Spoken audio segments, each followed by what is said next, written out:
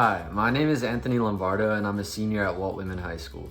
For my final conservation project as an environmental leader at Bethesda Green, my goal is to create an educational platform in which users from all ages could come and learn about the invasive northern snakehead. Hi, my name is Sander and I am also a senior at Walt Whitman High School and an intern in the Environmental Leaders Program at Bethesda Green. I've been interested in studying the effects that climate change has on invasive species, specifically the northern snakehead. I'm also interested in web design and worked with Anthony to create an interactive, informative webpage on the northern snakehead and related species. In this video, we will be discussing the environmental effects of the invasive northern snakehead and the importance of fishing for it. In recent years, northern snakeheads have been a growing threat to the Chesapeake Bay. They consume many types of microscopic organisms, crustaceans, and insect larvae that native fish such as the largemouth bass rely on. Adult snakehead have been found to eat reptiles, crustaceans, small birds, and even mammals. During the spawning season, snakeheads have become even more aggressive towards any species trespassing on their breeding ground. If not managed, snakeheads have the capability to eliminate native fish species and damage aquatic ecosystems. Local governments depending on tourist dollars from recreational fishing and the countless communities who rely on food from commercial fishing could experience large losses if northern snakeheads continue to establish themselves in Chesapeake waters. The Maryland Department of Natural Resources promotes the recreational harvest of the northern snakehead in an effort to help contain the growing population level. Since northern snakeheads are already thoroughly established throughout the Chesapeake Bay and the Potomac River, harvesting the species is now one of the only ways you can help control its growth. If harvested, you are permitted to kill it without the intent to eat it, although it is a delicious fish that can be cooked in a variety of ways. Snakeheads enjoy live bait like night crawlers, and you can even catch them with typical bass fishing gear. With the recent legalization of bow fishing for invasive species, it has become a very popular method of hunting snakehead. But for today, we will be using the classic rod and reel method from the shore.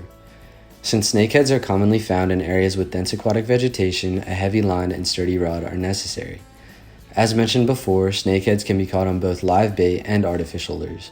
Today, we will be attempting to catch one using buzzbaits, poppers, and live night crawlers.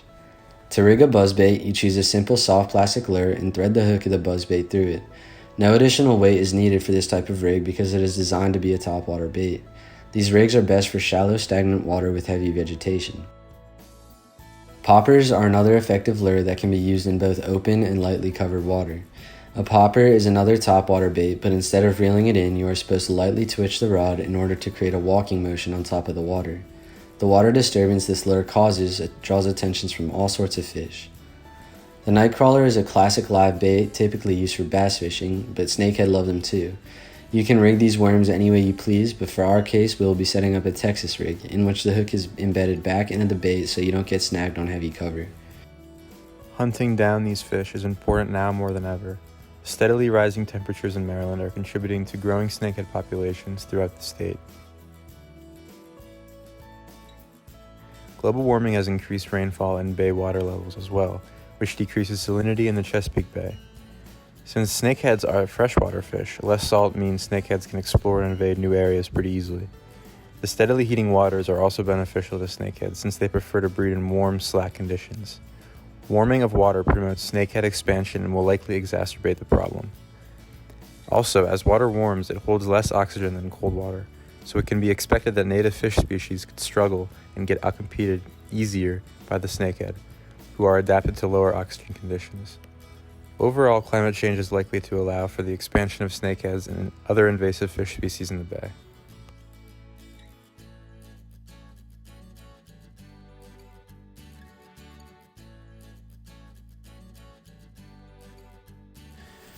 Keep an eye out for informational signs positioned around local waterways.